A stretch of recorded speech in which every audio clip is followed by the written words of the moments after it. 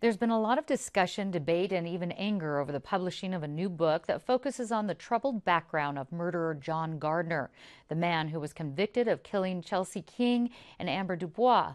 Gardner was sentenced by Judge David Danielson in 2010. At this time, it is the judgment and sentence of the court that for the crime of murder in the first degree, Chelsea King, under special circumstances, life without the possibility of parole. For the crime of murder in the first degree of Amber Dubois, under special circumstances, life in prison without the possibility of parole. Joining us to talk about her controversial book, Lost Girls, author and former journalist Caitlin Rother. Thanks for being here, Caitlin. Take us back or refresh our memories to this case in 2010. What happened? Well, Amber Dubois went missing as she was walking to school back in February of 2009, and then about 2 weeks and a year later, Chelsea King went for a run at Rancho Bernardo Community Park, and her car was found in the parking lot. She disappeared during a run. 3 days later, they found her panties, and they were able to match DNA with sexual predator John Gardner. And then about 4 days after that, 6 days after that, they found Amber Dubois' remains, and it was supposedly on a tip, but what we know now is that John Gardner led authorities to Amber's body. Yeah, and this book, though, that you've written is not really about the two girls and about the murder. It's more about the history of John. Tell us about what's in your book.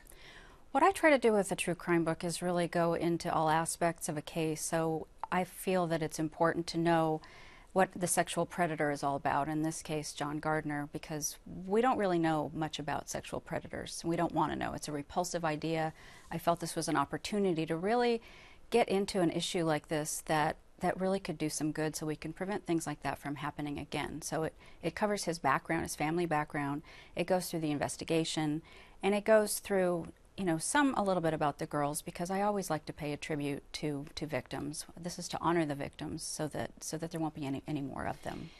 Unfortunately, I shouldn't say unfortunately, but both families strongly oppose your book. I want to put a statement that they put on their Facebook page here, and this is what it says. With the publication of an unauthorized new book, our families are being driven backwards at a time when we were all working so hard to move forward. We have already been through the most devastating storm of our lives, so although weathering this new one pales, we are deeply hurt. How do you respond to that criticism? Well, I've said this before, and I'll say it again. I'm very sorry for their loss. I'm very sorry that they're hurt by this book, because that certainly was not my intention. I was really hoping to do something positive so that we could prevent other victims from falling to the same fate.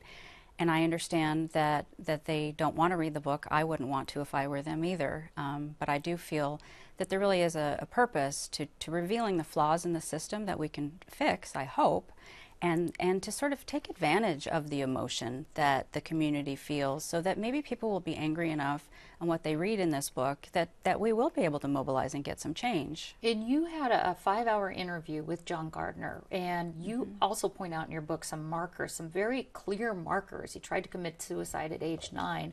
What do you think these key markers, what do we need to take away from that, the key markers you think we need to understand to prevent this from happening again? Well, he was born into a very dysfunctional family. There was mental illness, there was addiction, there was incest and molestation, geographical instability, financial instability. The time he was 6 years old, he hated himself. He was troubled. He needed counseling. He tried to kill himself several times at 9 and 10, and, addiction later on in his own life. But you're not defending him. You're simply saying these could be markers that other people could look at if a similar case came up. If somebody like this starts dating your daughter, it might be good to notice some of these things and look out. Are there, you say that this is a really kind of exclusive case in San Diego, that there's really none other like him. How come?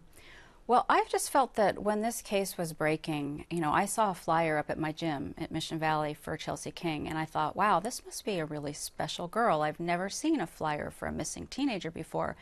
And there was something about Chelsea King.